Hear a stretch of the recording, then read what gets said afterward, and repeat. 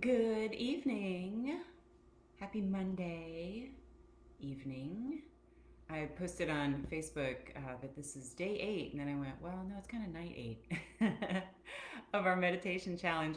We are coming down the other side of the mountain, which is kind of bittersweet, actually. So exciting to see. I'm able to see all the names on Instagram that are popping up and joining.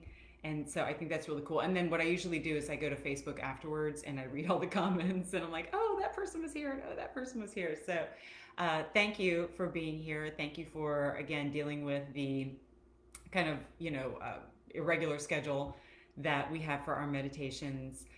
A, it's because of my irregular schedule, and B, I think um, accidentally, it's also a good way to train ourselves to meditate. Of course, it's fantastic if we can do it at the same time every day. And if you find that something works for you every day, early in the morning, late at night, when you get home from work, whatever, when you can steal a few minutes, that's great. And consistency obviously is wonderful. But as I said many, many times, as with anything that's good for you, anything is better than nothing.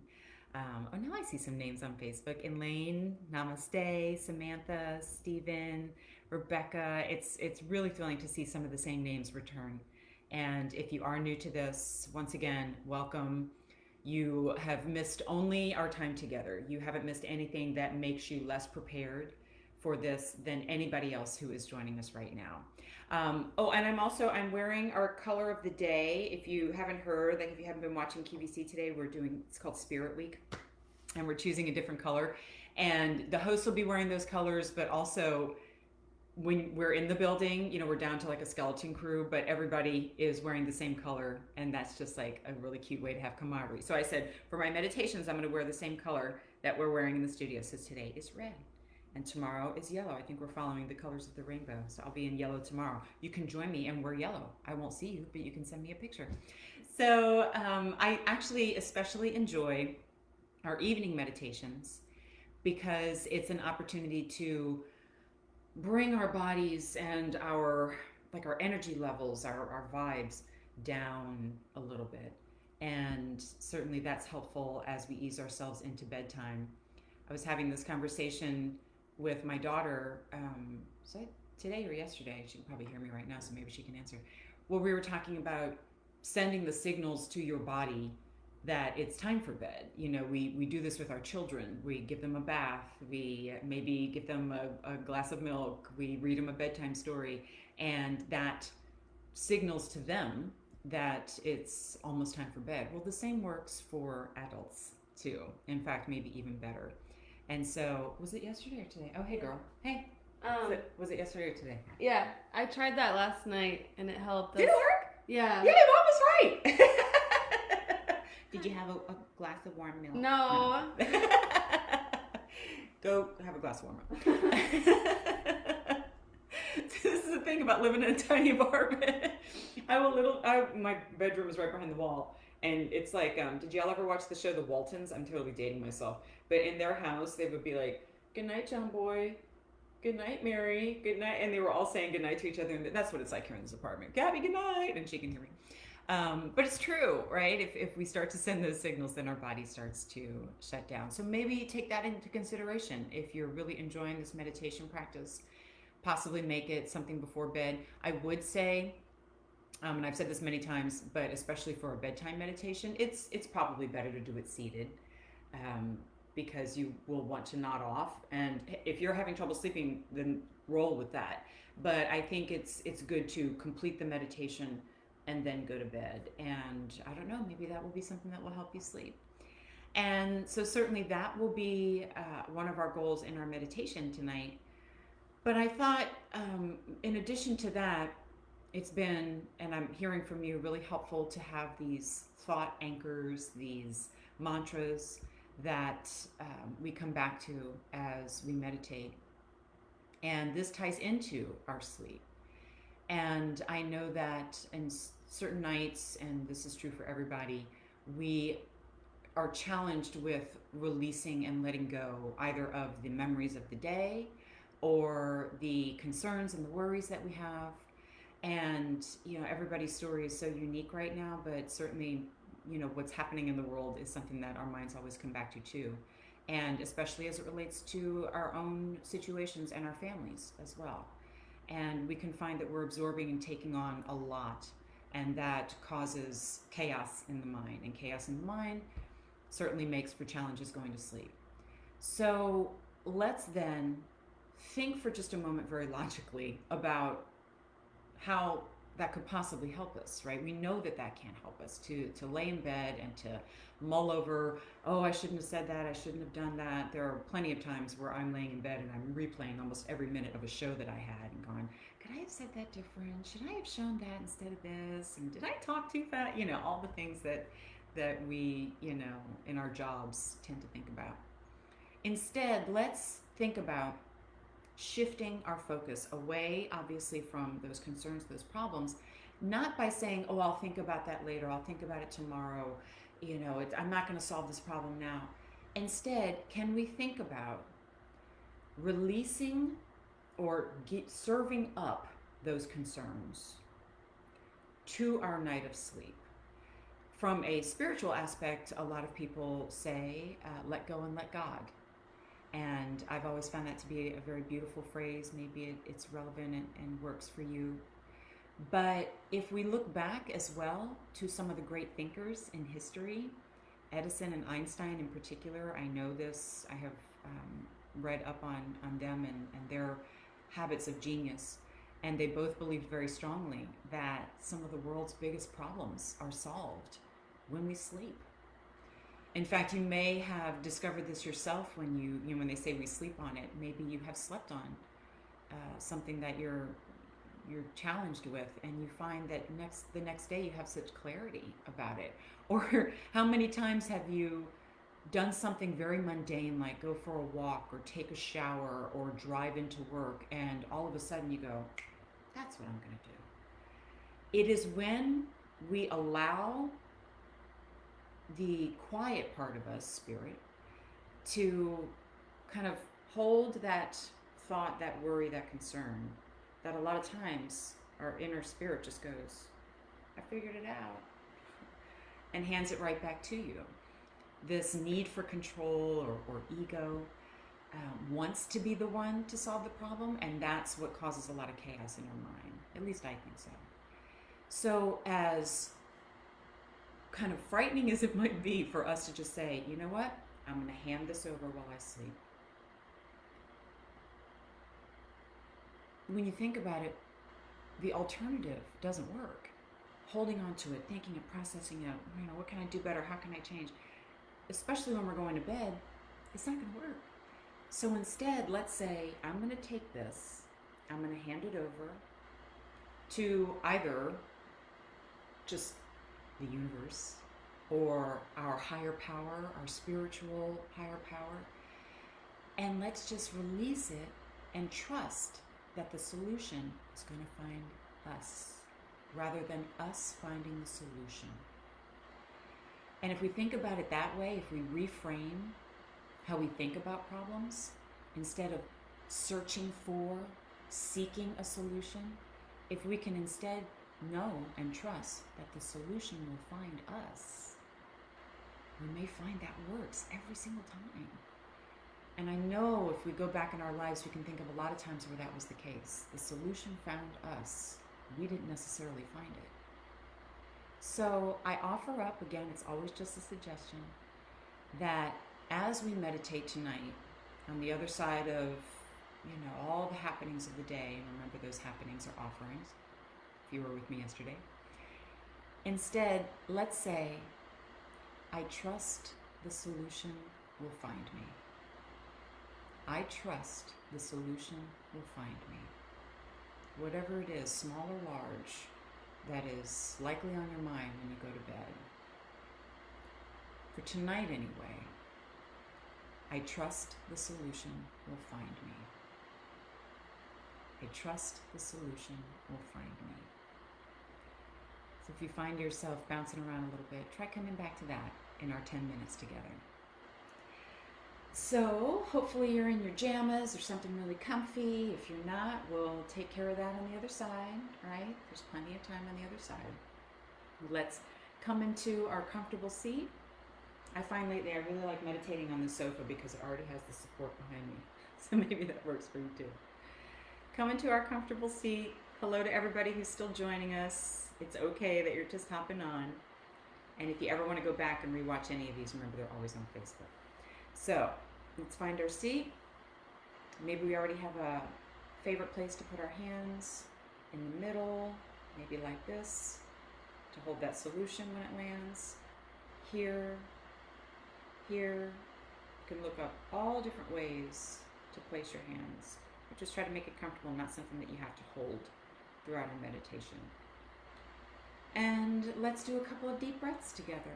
And as a reminder, one of my favorites is to breathe into the abdomen, feeling that air come up into the lungs and then up into our shoulders, and then releasing on the way down. Let's try. Inhale. Exhale.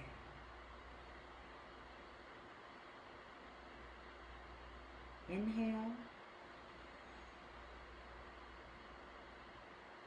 And exhale. Go ahead and close your eyes if they're not already. I'll take care of the time for you. You'll hear a bell at the beginning and a bell at the end. And as we quiet our minds and we relax our bodies, there's a part of us that's going to want to bring back thoughts and concerns. But tonight we've decided, I trust the solution will find me. I trust the solution will find me.